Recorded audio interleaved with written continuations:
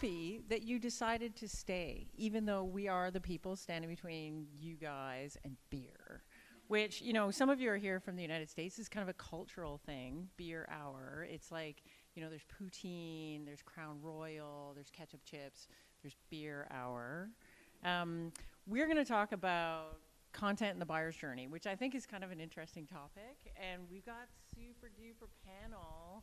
So I'm going to start with Amrita Mathur because her and I have known each other for 100 years. She's one of the best B2B marketers here in the city.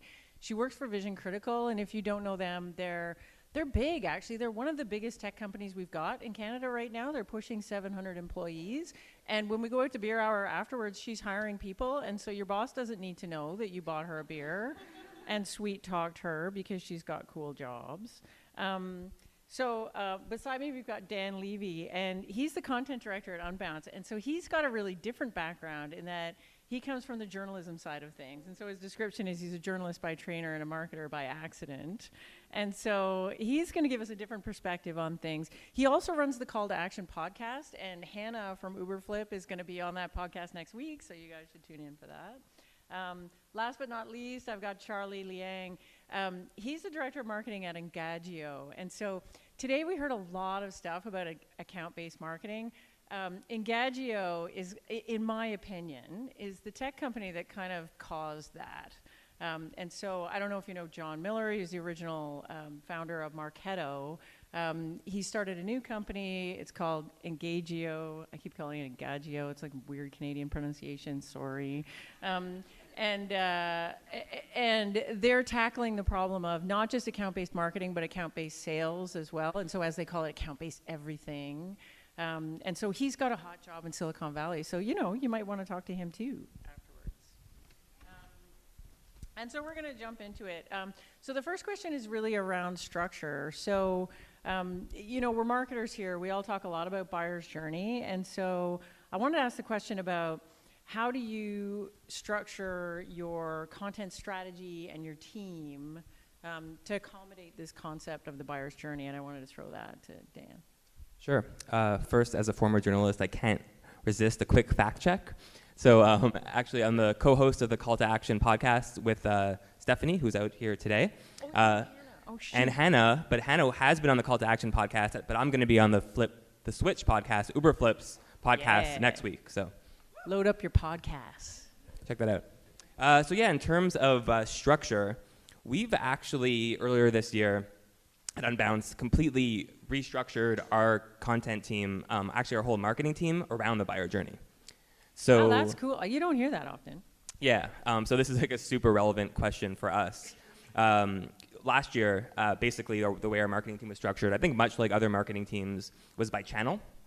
So we had content, social, partnerships, paid. These were all different channels that had sort of their own KPIs and their own teams. Now we've restructured into taking a cue actually from our product development team. We've structured into semi-autonomous interdisciplinary squads that are each responsible for 1 point and 1 KPI in the buyer's journey. And so at the beginning of the journey, we have our awareness squad. Some of the aware wolves are actually here today.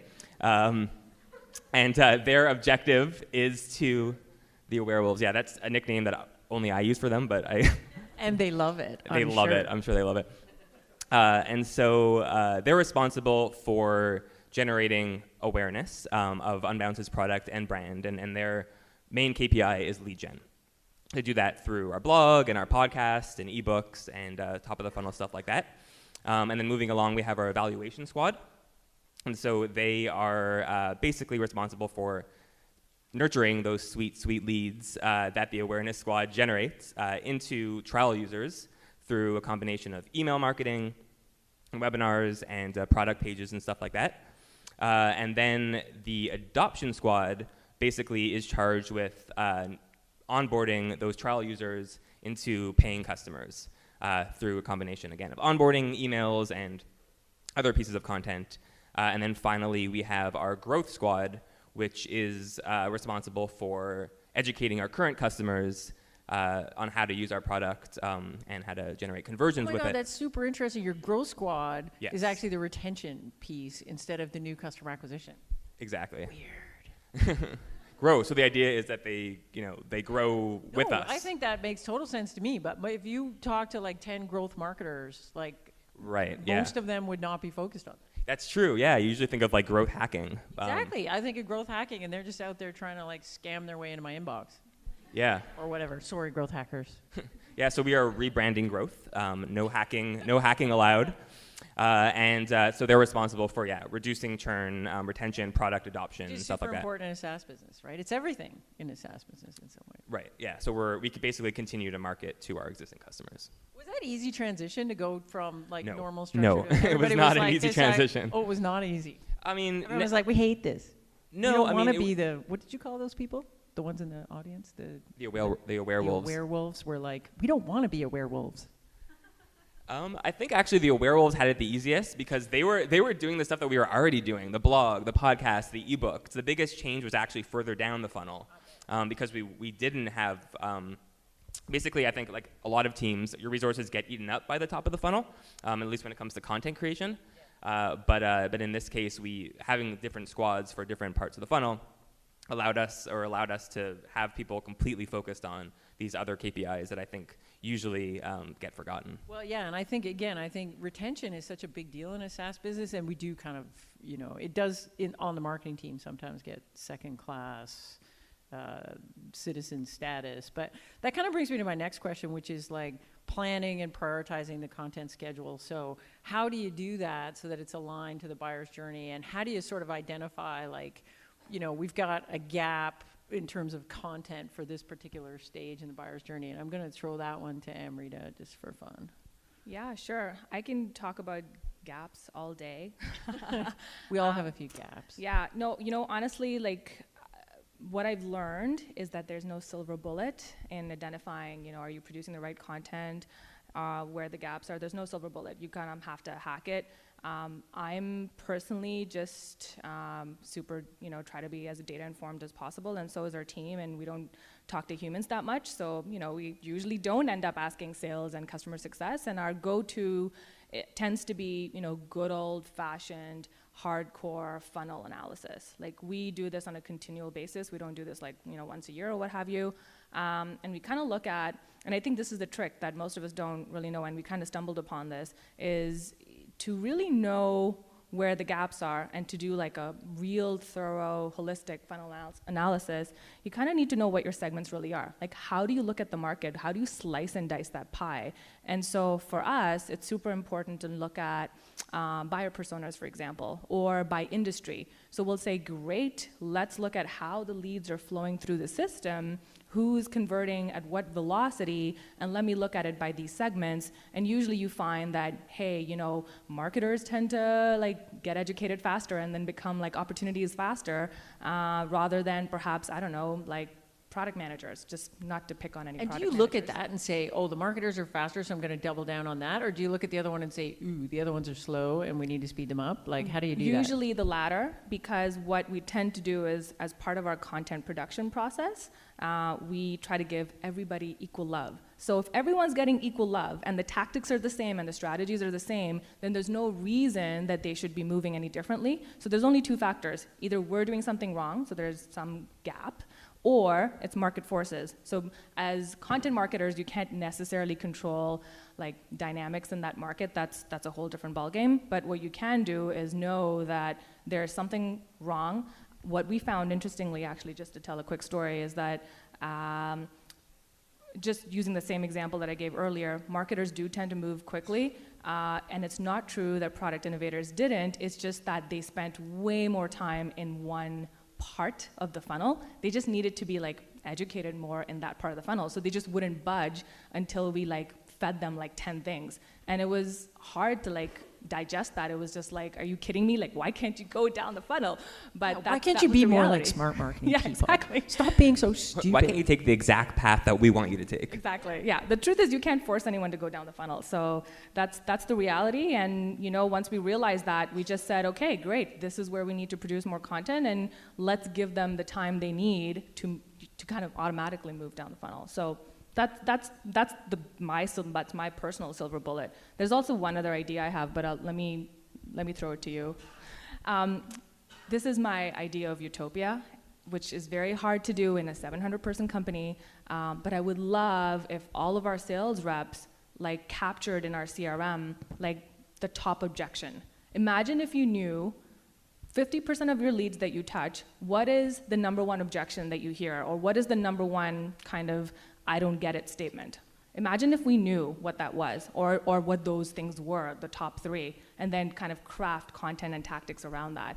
I would love if we were able to do that. It's kind of one of those utopian dreams, but if you work for a company where you're a change maker, go do it. That's awesome. So speaking of that, so you're thinking about content across the buyer's journey and you're looking for gaps. How do you know that the content you've created for the different stages in the buyer's journey, like how do you determine if it's working for the stage it's supposed to be working on? I'm going to throw this one to Charlie. Sure. And so, we like to work backwards from the questions that are going to be asked and the metrics, that are going to be looked at by the CEO and the board. So by the time, you want to have those metrics kind of planned beforehand, so that when it's time to create a dashboard for the board meeting, you already know exactly where you're going to pull.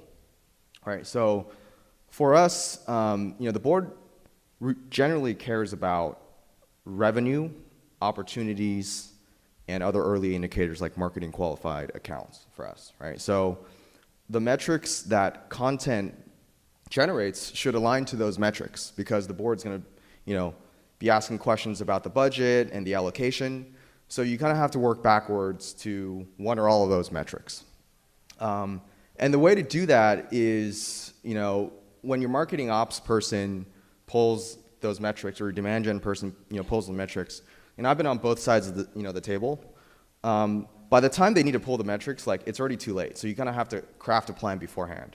And that plan usually entails they're going to pull a list of all the different marketing activities and campaigns and programs that you've done in a set period of time. Let's call it the last quarter.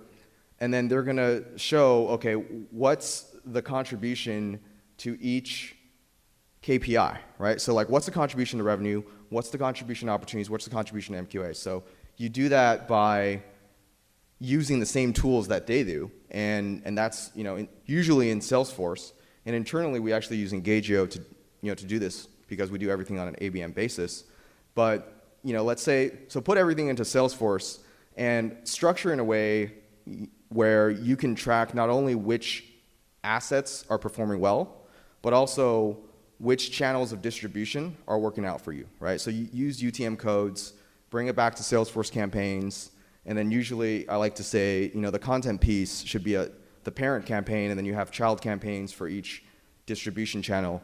And then you can say, okay, well, in the last month, our webinar crushed it. It got 1,000, people to respond. 300 of those were inside of our target accounts. And here are the channels that we promoted it to, and this is what we should do moving forward. So I think that you just got to work backwards from the metrics that really matter. But are the metrics different for early stage stuff than later stage stuff? And do you maybe evaluate later stage content different than early stage content? How does that work? Yeah. You must have really different metrics. You got completely different teams, and so how different is the metrics across? From my perspective, they're they're related, but they're not the same. So for example, in the early part of the funnel, you want to be focused on primarily volume and velocity, how quickly leads flow through. And then in the later half, you want to be focused on velocity still, but also value. Are they turning into the right opportunities, and are you selling to them whatever it is that you're selling for the right amount of money?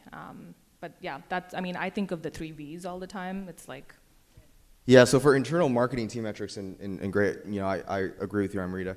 The metrics that for content, is different because the different types of content you produce have different, personas, different verticals. You guys know this, different product lines. So work backwards from the opportunities that were closed in the last quarter, and then see which of those opportunities were influenced by which content and when that touch occurred. And you can work that back to people and or accounts but generally, like let's say from sales opportunity to close, what are the different types of content that influence those pieces the most? And then, and then looking ahead to next quarter, if you have a gap, if you have a lot of pipeline, but you need to close a lot of revenue, then maybe you create more content in that kind of stage that addresses that gap. Yeah, it's easy to measure KPIs in isolation. The tough part is always looking at it holistically. One of the things that keeps, I think, like different squads honest for us is that they don't sit that far away from each other. So if the awareness squad is sending, crappy leads down the funnel, they'll hear for it like over a beer, over lunch or something. That's kind of funny. It's like, it's like the traditional problem we have between sales and marketing, where sales is like, your leads are all crappy, right? And instead you've got marketing versus marketing going, yeah, your leads are crappy. The civil war of KPIs. Yeah, that's right. It's like it's civil war instead of, oh, man. Where are we at? This actually a good lead into the next question, which is, so how do you communicate how content's going to get used across the buyer journey internally, right? So particularly with sales and with customer success. And so anybody that's, been in marketing knows that you'll have this problem, particularly with Salesforce, where you create a whole bunch of content and then you get really sophisticated about where it's supposed to use and when it's supposed to use. And then you get out in the field and your salesperson has one thing that they just use over and over, no matter what the situation is. It's like 90% of the Salesforce. Yeah, like everybody. Every so sales guy. I'm curious how folks deal with that. I'll throw that one to Dan. Yeah, I think one of the advantages of the Agile framework that we've adopted is that our buyer journey tribe actually extends from marketing into sales and customer success. So our growth squad, the famous growth squad that we talked about earlier, they actually report to customer success. Which makes total sense, right? That's kind of awesome. Yeah, and the evaluation squad works hand in hand with sales. The adoption squad actually works quite closely with product. They're on product stand-ups, because if they're going to onboard new customers, a lot of that stuff is built into the app. And so that makes communication a little bit easier. The other thing is, I've been thinking a lot about what Joanna said earlier about how the word content is kind of problematic. It's one of these words that the more you think about, the more like amorphous and weird it sounds, right? I think my team is going to start calling me the director of stuff soon. But it's true. I think that as we've seen with our structure, because our squads are again multidisciplinary, so they have content creators and content strategists and designers and campaign strategists working hand in hand. The lines between content and marketing actually become a lot more blurry, and I think that's okay if the stuff that we're creating is growing the business ultimately. I'm curious what you guys think about that question, because I could see if you have a structure like you've got, that makes it kind of a lot easier. But a more traditional marketing structure where things are aligned by channel almost, right? You've got the events team, you got the email team, you got the whatever. Yeah. I think that's more of a challenge. Yeah, honestly, we have realized that you arm people with the information, but people have to kind of figure it out themselves in some capacity. So what we actually end up doing to communicate that to our internal org is we do these like little cheat sheets almost, and we communicate on these cheat sheets, exactly what this piece is, what stage of the funnel is it meant for, who exactly the audience is, and a very specific use case example. So, this would be great if you're in a situation like this with a prospect or whatever. And then we also communicate, this is the most important piece, how that piece of content relates back to our product's value prop. Like how does it actually tangibly relate back to our product's value prop? And we've given them all this information, and then we sort of let them figure it out. And sooner or later, most people realize, like, oh yeah, you were telling the truth. This is best utilized in this spot. Yeah. Yeah, I think as we grow, so right now I'm the only kind of person on the marketing team.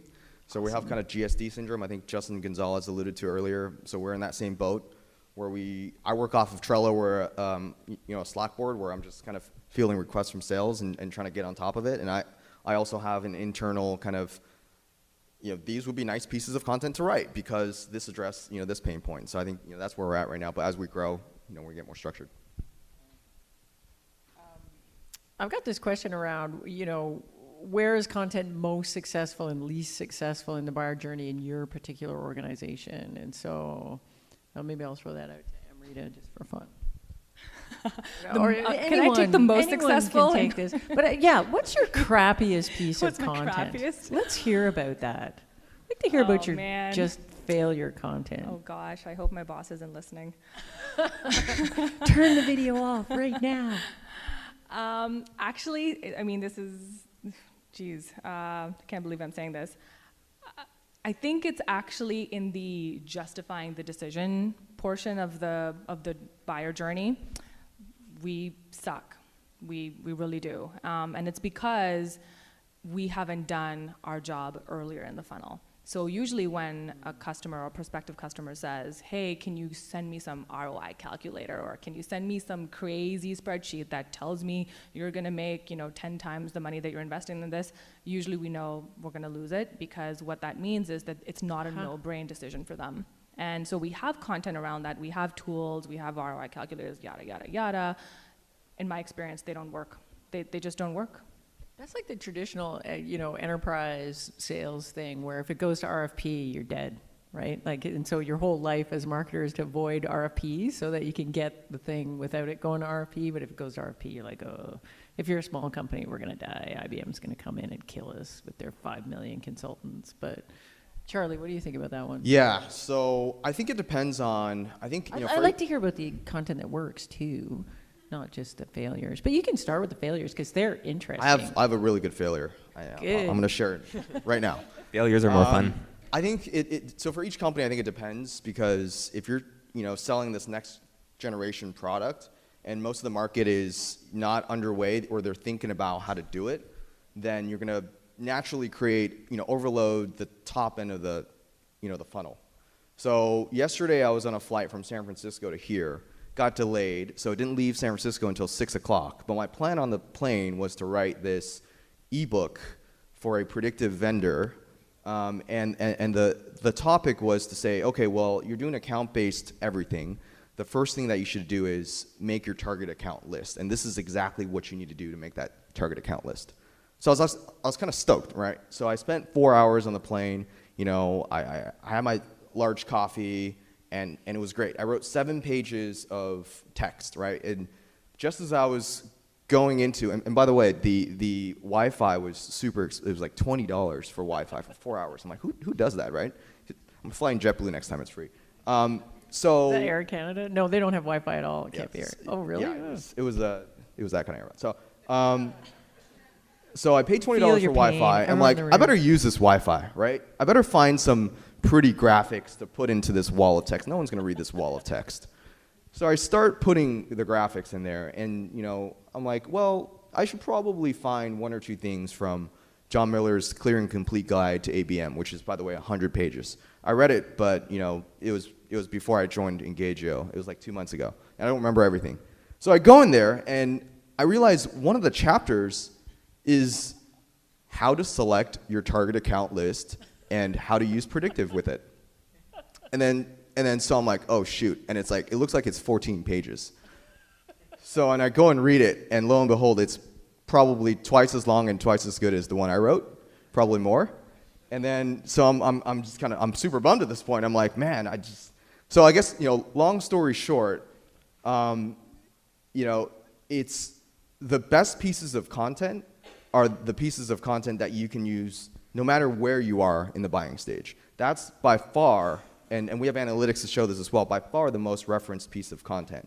I think probably a challenge is to break that long piece of content into smaller chunks to address the different areas of the buying cycle. And also you should address kind of where you are as a company and the people you're selling to and kind of what that need is. But for us, top of the funnel, we're heavy loaded. We probably could do a better job of consideration stage content, but we need to break out our amazing pieces of content that John's written. Yeah, that makes a lot of sense. And we fall into that trap as well. It's like, just tell the full story. It's like, no one's going to read that. Like, what's the point?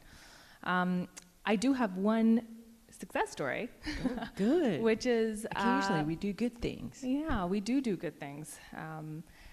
Everybody does case studies, and sometimes companies do case studies in video format, and that's worked really well.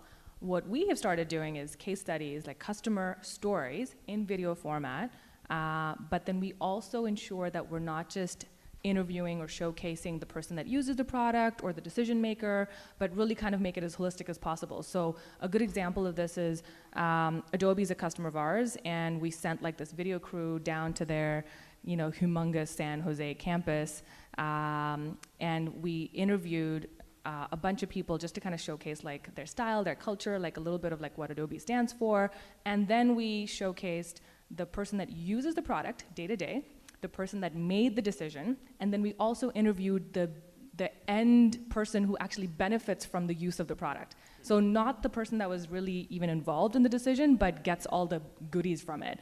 And to showcase all three and kind of spin like this amazing, like beautiful narrative, it's like our most viewed video, and it almost solves that problem of justifying the decision, because no one needs an ROI calculator when 3 people at Adobe are standing up and telling you this like amazing story about how they made $1 billion acquisition based on the data that they got from Vision Critical. So, I guess what I'm saying is there's stuff that you're probably already doing, just do it better. It's funny, like case studies get such a bad rap, but like customer stories are just that. They're stories, and if you tell that story in the right way, then like there's no reason why that piece of content, even though it's more promotional or product focused or whatever, can't perform just as well.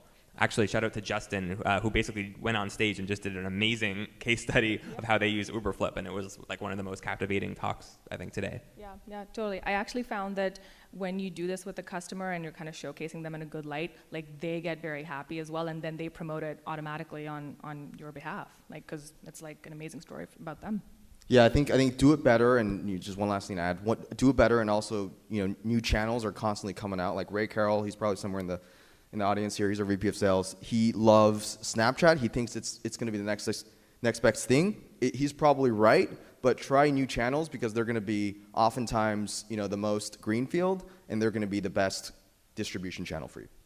Yeah, it's an interesting thing. You guys are talking about customer case studies, and that got me thinking about influencer marketing, which is another hot topic, which we haven't heard that much about today, surprisingly, because we're so focused on account-based marketing for some reason. But I'm interested, like, how you guys, or if you're doing anything with, influencers, and I mean influencers in the broadest sense, like I would say an existing customer is an influencer as well. And are you trying to map that stuff across the buyer journey? Like, is that, because I mean, traditionally, I think a lot of customer case studies, for example, are kind of traditionally seen as something that's a little bit later in the funnel. And influencer stuff, like, what does Gartner say about this thing? Or what do the industry experts say about it? Or what does Jay Baer say about this? Is more sort of front of the funnel stuff, but I'm curious if you guys have opinions about that. Yeah, so the the aspect of our agile framework that I didn't talk about, I talked about the squads, but cross-cutting all those squads are what we call chapters. And so all the content people, all the designers, and all the campaign strategists, each from all the different squads, each belong to their own chapter. And these are kind of like super groups where all the people from each discipline meet regularly to talk about things like alignment and voice and tone and stuff like that. And so currently within our content chapter, we have an initiative right now where everybody within the chapter is committed to doing at least one customer story per quarter, just to make sure that even marketers, I think Jay Baer talked about this, that if you're a marketer, that doesn't mean that you shouldn't be talking to your customers.